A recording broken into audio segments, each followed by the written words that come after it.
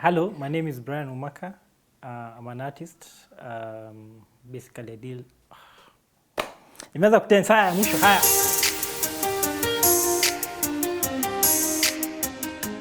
Hi guys, my name is Solomon Karanja Jenga, and today I'm going to be having a conversation with this gentleman over here about dads and their impact on our lives. My name is Brian Umaka. I'm an artist. I take photos. Yeah, and we are here today to talk about dads. Same case as Umaka said, we're here to have conversations about dads and the impacts they've had in our lives, you know, the men who we are today. So we're going to be digging a bit deeper. Hopefully not too deep, but yeah, let's get to it. Huh? Brian, Yes. uliza swali. Uliza swali. Are you a father yet? Not yet, not yet. To be honest, it's something I look forward to, but also scares me as well. I think this is rooted from what I saw growing up. For the longest time, I had a very distorted version of what fatherhood is. Maybe just share a bit deeper about that is, my dad was a general, you know. He's the kind of man who walks into a room, biscuits. He doesn't even need to say a word, but you know, but he was just, he had an air around him. He's the kind of person, if he walks into a room, you'll have to notice him. And obviously, growing up being a boy, you know, there are those indiscipline issues, and at times he will kuchonga, you know, bits and pieces. But then he had his own faults, and for a while I actually held that against him. But it's because I think I didn't understand where he was coming from as a man. And as I'm getting older now, I kind of get him. I kind of get where all this is coming from. But yeah, it's an experience. Being a father is something I hope, and being a good father is something I hope to become. But it also scares me, wondering what kind of father will I be? Will I be my father's son, or you know, will I do better than he did? Yeah. How about you? How about you? I'm not a father. I'm not fathered. Yes. None that you know of. I'm sure not. Yes. Oh, you're sure? Good stuff. Good stuff. Yeah. I'm not sure if I'm planning to. Sometimes I feel I am already a father in a way. I'm a firstborn. I think I took the mantra of being a father in a way because my father passed on last year. Sorry about that. Yeah, Feb. And before that even he passed on, he was not there. So we had divorced when I was in class 7, and we didn't have a good relationship. So that said, I think that has hindered me from marriage. Yeah, and anything to do with fatherhood. Is it because you feel you may carry on your mistakes, or is it from a point of you haven't really figured out who you are? Like, in the sense of, do you feel you have tried to at least be different from him, and then you would be a different father? Or have you, like you said, I know you mentioned you've not really thought about it in depth, but what would you say, where do you say that stems from? Is it that you fear that you'll be like him, or?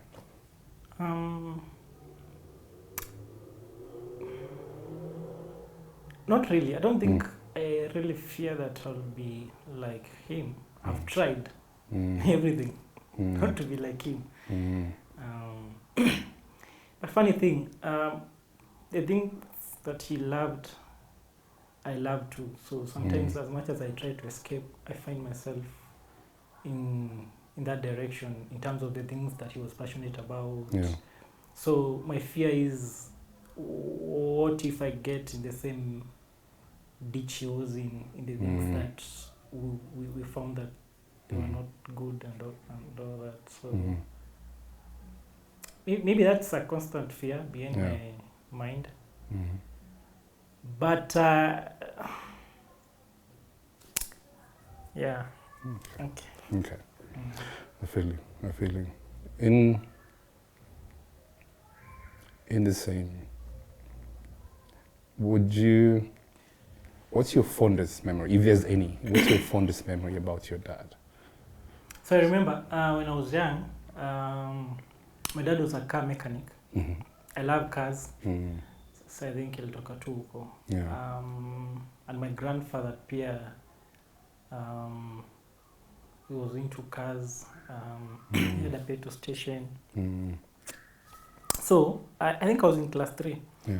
So my father took us to a place called STEM, Mm-hmm.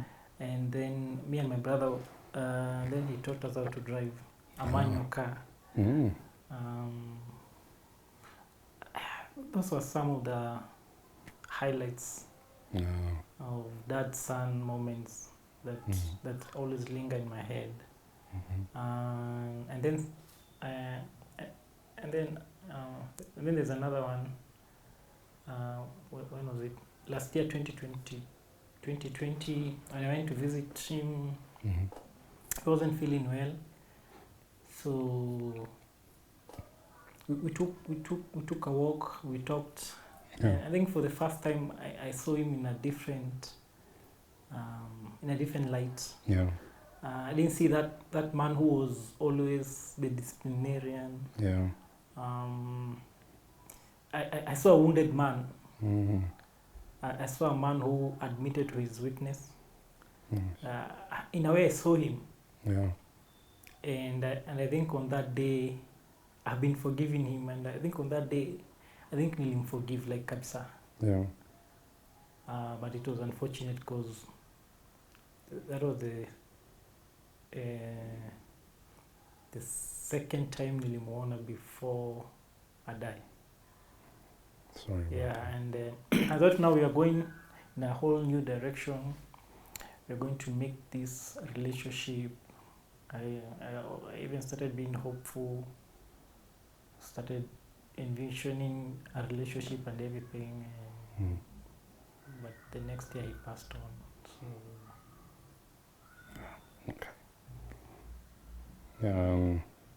It's interesting you should mention that because same case. I think for the longest time, my relationship with my dad was what I can say, I won't say transactional, but it was very formal. You know, you have to plan before you call, you know, and you call with an agenda, you know, so jambo mkubwa. So I was calling to say, I have 1, 2, 3 things to plan out. You know, it's like, it wasn't, and I think that somehow even dented how when I go to church and I'm a believer and I'm told you should view God as a father. I'm like, bro, my perception about what a father is a disciplinarian, and like a lot of the time you just see the mistakes that you've done. So I always felt I had to be very guarded around him. You know, have to make sure I don't slip up or say anything. As time continued as well, now that kind of created a drift. You know, we were cordial, you know. If he called me to help out with something, I'll show up, I'll do it. But that's that. No emotional connection towards that end.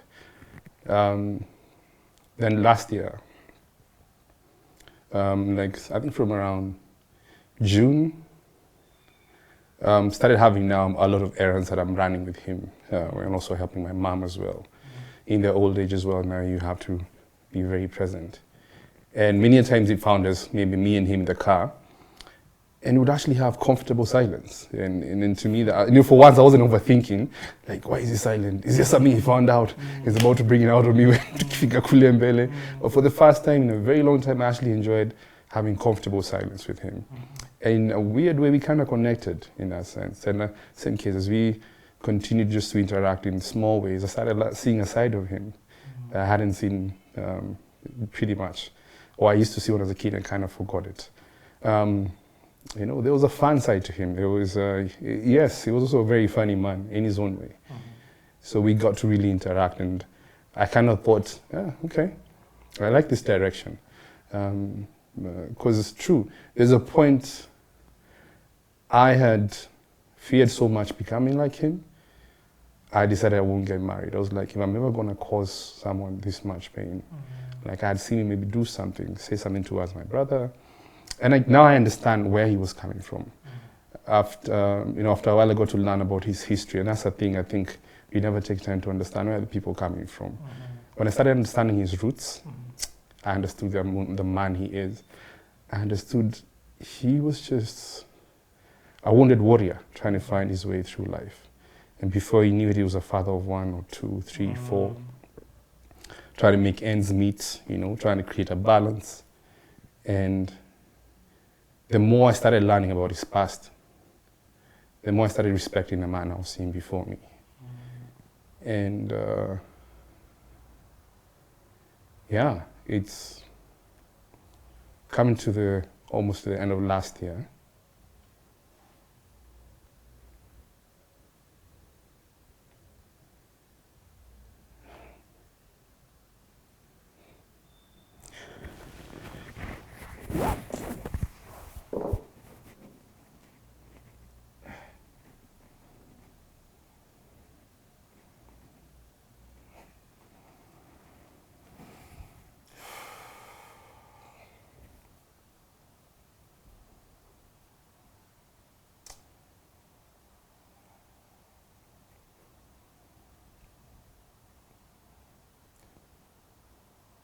Coming to the close of last year, I got a call from my sister telling me that dad had called her. He is feeling a bit unwell. And he was on transit going back home. I got meant to come in a Shugulis, and I happened to be around. He was around where I stayed. So I dashed to go and pick him up with a friend of mine. And we had to dash into hospital. Before that, we popped into one of the local clinics. He's had near-death experiences so many times before. He was ill for a while. So I was like, we're going to get through this.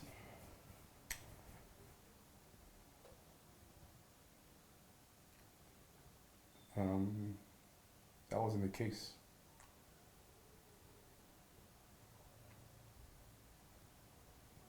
It kind of takes something from you when you see people you care about and you're not able to help.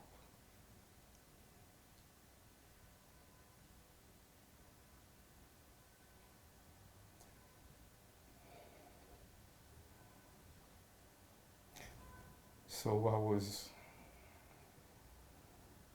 coming from seeing a possibility of our relationship being mended to feeling his last breath as I tried to pump his chest. Because the point was feeling like the doctors are like you.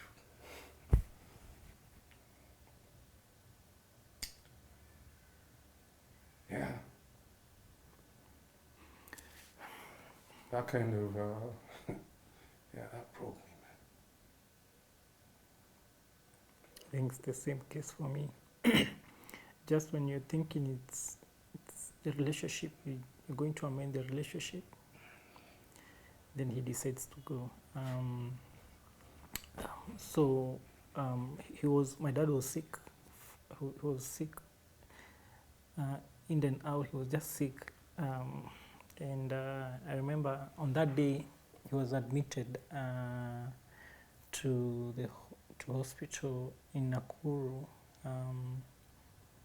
He was taken by his brother, and I was called, and my uncle told me that he's not feeling well. So I asked my uncle, how is he? Like, niambie tu, let's just tell me how is he? Then he told me, akai poa.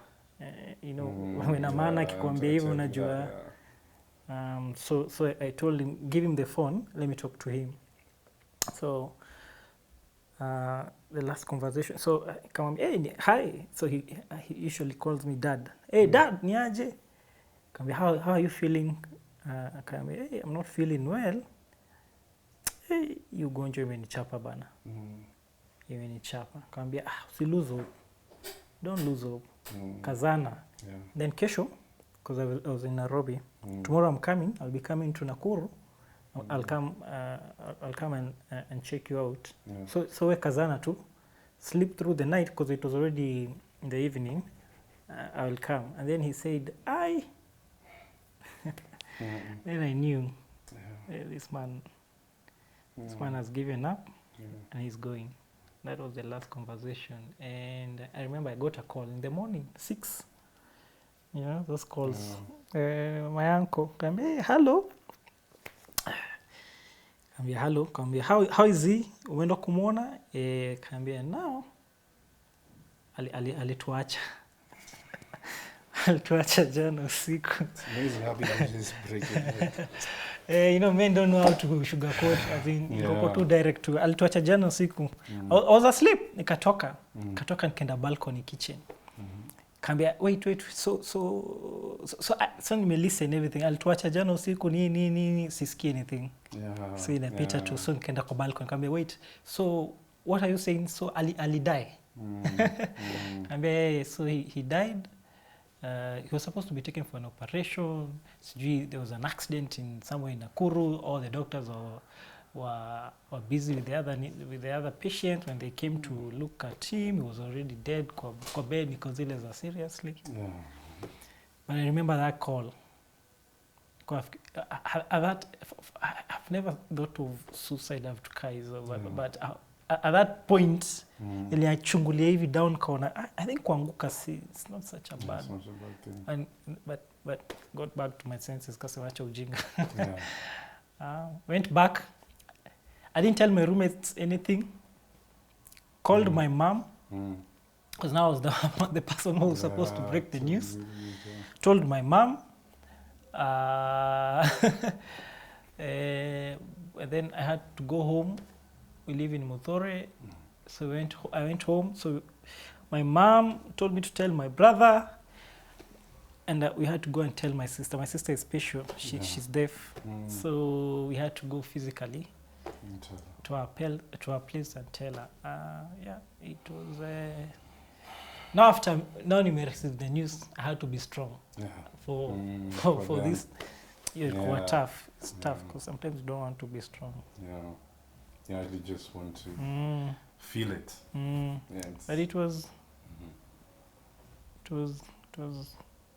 I think there are people I've lose friends. Yeah. But this one really hit. You know, I don't know. I feel like Ali give up. He gave up. I feel it. Yeah.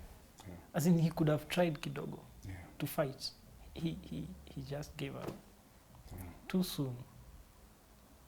He was only 50. As in, Ali give up too. He just wanted, you know. And I had so many questions that I wanted to ask. Why? Yeah. Explain to me, because I felt like now we're in a place where he's ready to open up and talk about things that I've always wanted to know, you know. Yeah. Well, what are some of the questions that you were allowed to ask him? Some of the questions. Why didn't he fight? Why didn't he fight for the marriage? Okay, marriage is a work and everything. But what about your kids? You should have, I think, done better in terms of wanting to see us. Yeah. Maybe educating us, you know, because he seemed like he loved us. Yeah. That's the takeaway from him. Every time I met him, he was very proud, and I'm a killer wazee. And then I remember this day nilienda kumit. So the last time I saw him, I was from Jobo in Kericho. Ako kona phone, so I knew base anakuanga. So I went there. akaambiwa yeye hajaonekana hapa for a while, he has been sick nini. So I thought of going to a place kumwangalia. And as we were driving, tukamwona huko. So ka slow down gari, kateremsha kioo, alikuwa on the left side. Kaambia, mzee habari? Ako, mzuri sana kwa kameona ni nani? Angefikiria. Mzuri sana. Daddy! Ma, he was very excited. Nice. That was the last time. And akaambia mzee mwingine hapo hivyo, this is my son. Akaambia, huwezi kuona kijana. You can't have a son this big. Mwambie, this is my dad. This is my dad. Akaambia, ukweli, this is my dad. I'm the firstborn. So I think from those last moments mekuwa naye, they were very different from the man I used to know when I was young, you know. He was a happy man, excited to see me, even to see my siblings, proud, loving. Every time we meet for those last time, he always told me that, remember, you're the firstborn, and you should lead by example, you know. And I've blessed you as a father. You know, the father has the blessing. I have blessed you, you and your siblings. He always spoke positively. So sometimes nkoko zile za nini li go wrong? What happened? You know? And then he decided to go. So I think he left me with so many questions that I wanted to ask him. I wanted to know. It has been a 1 year of mourning, a tough one, so many emotions. But what happened. God had his reasons, and we are here scared being fathers. Anyway. It's funny you should mention the bit about them, how they would introduce you so much joy. Like I remember sometimes I would even feel embarrassed, you know? Like we'll be somewhere, then this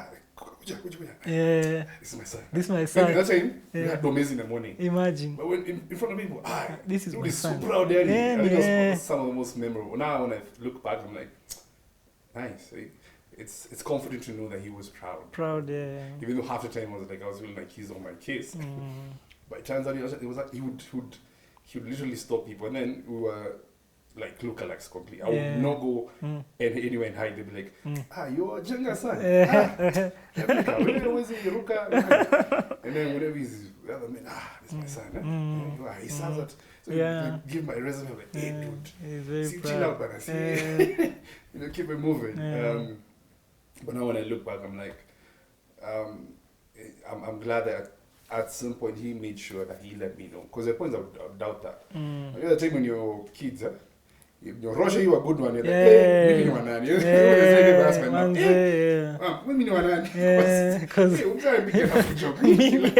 there's no love hapo. There's no love. And then they're telling you nothing. Nakuchapa juu nakupe. Upendo gani bro? Which one? Unasema nini? Unaniua. At that time you huwezi fathom which love ina hiyo umenivunja. What's your definition of love? I think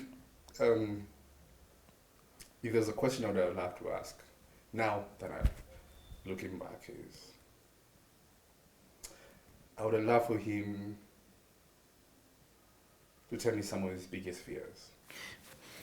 You see, like what now we can actually address and say, you know, how we're fearing this committing and, becoming fathers. I would have loved to hear, because I don't feel like in their era, they didn't grow up having safe spaces. Like even what we're having right now, this was unheard of back then. I would have loved to just be able to sit down and have a conversation with him and just hear like, yo dad, what's your biggest fear? You know, what has been your experience being a father? Now I understand that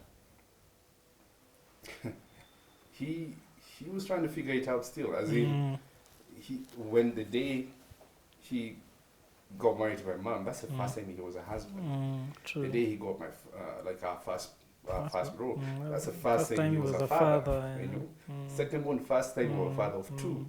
So it's like every time you're feeling you have a hang of it, something is thrown. Yeah, true. So I'd love to just get to hear him, just literally just be a safe space for him, because I feel like he felt the need to always be seen. He's in control. Yeah, strong. And that could be taken away by illness. When there's a season he was ill for a couple of months, and you're seeing a man lying on that hospital bed, and the man you usually see, you can't reconcile those two figures. So I would love for him to know that, yo, it's safe with me. Just let me know, where you are. There's something you said Yeah. when you're starting about.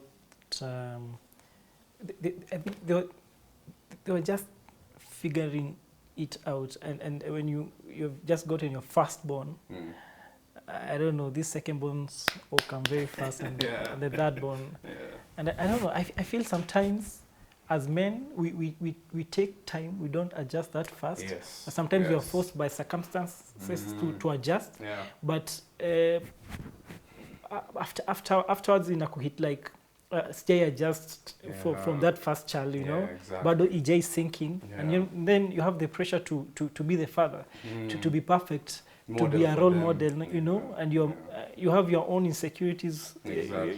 you have your own issues, and kwa your process you end up messing up. Yeah, a lot more times than actually doing good. What's sad is that people are quick to just see the mistakes, and I realize that now. Yeah. I was so quick to just see his mistakes and his flaws. I wasn't seeing a man who was dedicating so much to be able to give us a comfortable life. Honestly, I can say we went to good schools. I can't say we were wealthy or rich, but we were okay. He made sure that we got quality education.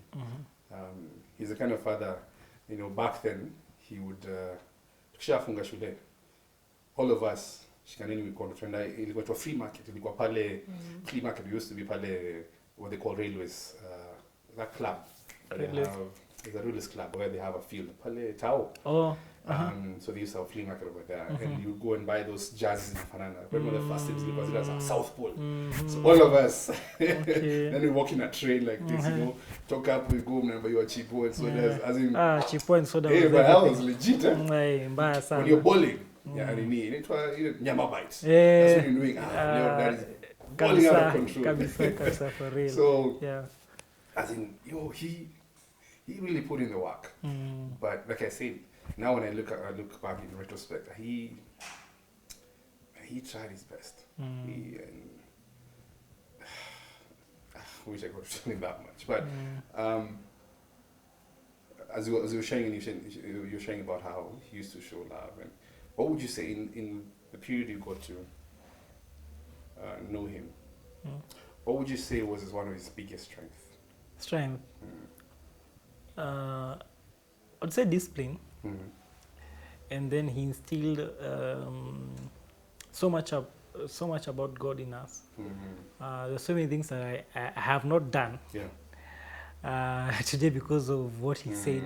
Like kwa nyumba yangu kuna mtu anatoboa masikio hapa hivi, kwa nyumba yangu, every time when I'm trying to do something niko zile za mzee alisemanga no to this one, I can't.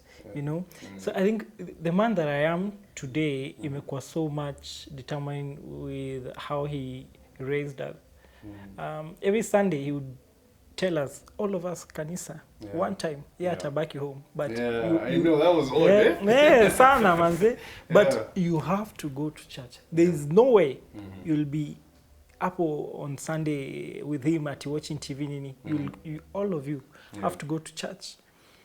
So some of those things, some of those qualities may make the man I am. And I wish, Pierre, that I could have told him that kwa sababu the anger that I always had for him, I couldn't allow compliment and tell him that, by the way, I think even today I'm a photographer because of him, because he was an artist. He used to draw when he had a vision of how he wanted our life to be nanini. He will get a pen and a paper and draw everything out. As he speaks, he will draw. And I think the artistic part of me, ndo alini direct to that direction of me loving to be an artist and everything. And that is something that I'm very proud kusema, and I'm very happy because Yeah, because when I go back nikiangalia, my mom is not an artist, but my mom amefanya ya kunipeleka shule kuniambia, hey, you want to do that? Hey, sawa fanya. But it was him, because every time he drew, after alimaliza kudraw in that paper, and he's gone, I'll take that paper and try to duplicate it vile amechora. Na kila time singefika hapo. So every time it was a challenge, I want to do like my dad, you know? Hidden game show, yeah. I think for me, one of the things I can say was his strength is he was a man of a lot of sayings, wise sayings. He had a discipline to how he did things and order in how he did things. And he never shied away from making sure that he would give, with everything we did, he would have a quote for it or a saying for it, you know. And over time, I didn't realize that I also picked up on the same, that it made me get an interest even in just philosophy. He wasn't doing that as a profession, but he was very wise. I think he was a very wise man. And everywhere we'd go, he'd find a way to impact the people that we met there. He'd find a way to make sure that. And he wasn't just sharing his opinion for the sake of sharing. The spaces we go to, and he just silent, and the spaces whereby he'd go in and have the wisdom knowing I need to say something. And he wouldn't speak for the sake of speaking. So I was, in the background just watching that carefully. Once again, subconsciously I was taking notes and didn't realize. It said until later, I would say something like, you sound like your father. At first, my first it was like, nothing like him. And then I realized, okay, true. Yeah. He says these things. And obviously can mention strengths without mentioning weaknesses. Maybe I can start with sharing, I think what I think was one of his weaknesses was especially for us as boys. I grew up in a house where I have 2 other brothers, so we had 3 boys and 1 girl back then.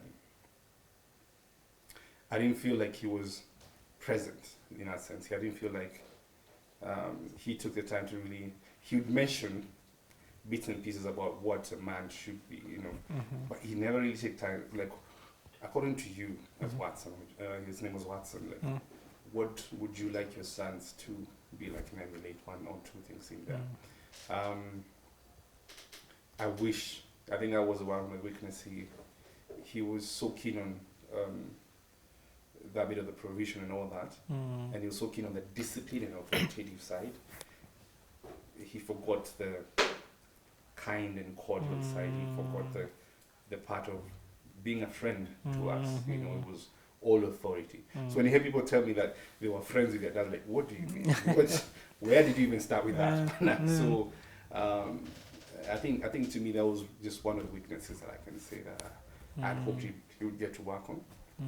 But he didn't. But I don't know about you. What did you spot as a weakness? I think he wasn't a team player. Team player. He was very lone soldier. Yeah. So could not know what is going on. Sometimes I feel like if he could have had the same vision my mom had for us as a family, tungekuwa very far. But naona his role as a man was to be the one having the vision and to lead the family in that direction.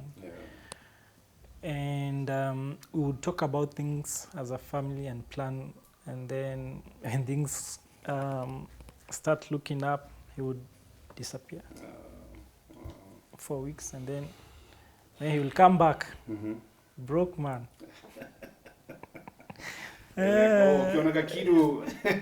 Disappear. When the money is in the box, box, you're like, yeah, so. Okay.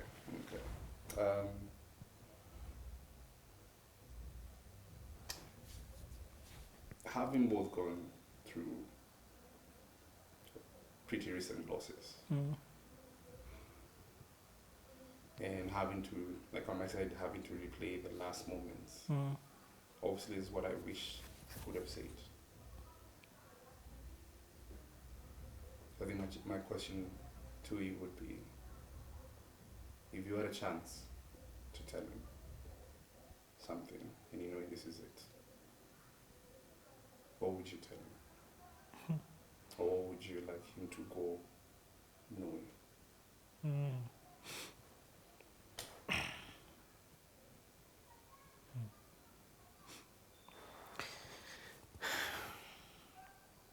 That I loved him, and I love him despite what happened and everything. I love him, and I would say, I think I'm confident. I would say I'm proud that I am his son.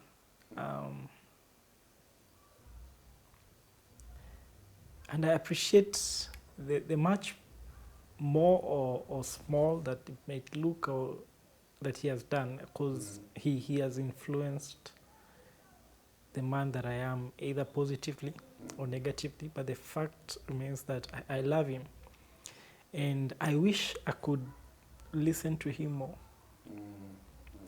Right now, knowing that I'm a man, I might have a family one day. Ingekuwa side yake more than the mother. But you see, yeah,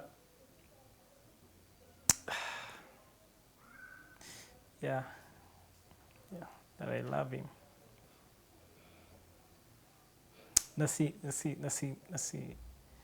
I don't hold anything against him for anything. I forgave him. That he knows. I forgive him.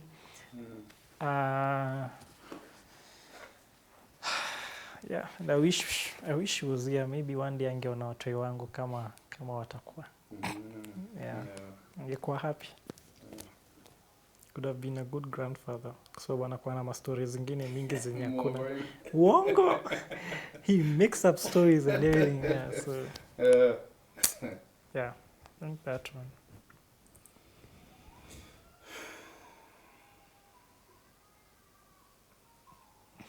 What about you? Yeah.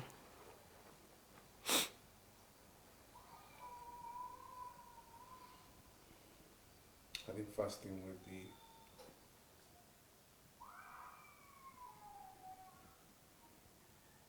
because I regret I didn't tell him, so I forgive you. Yeah.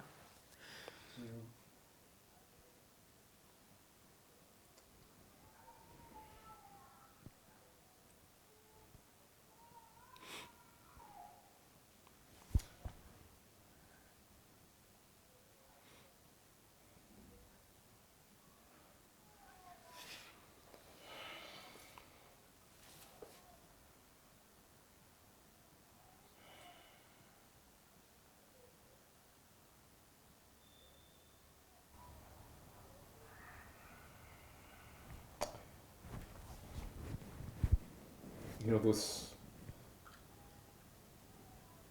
last few months that I can say we kind of connected on a different level.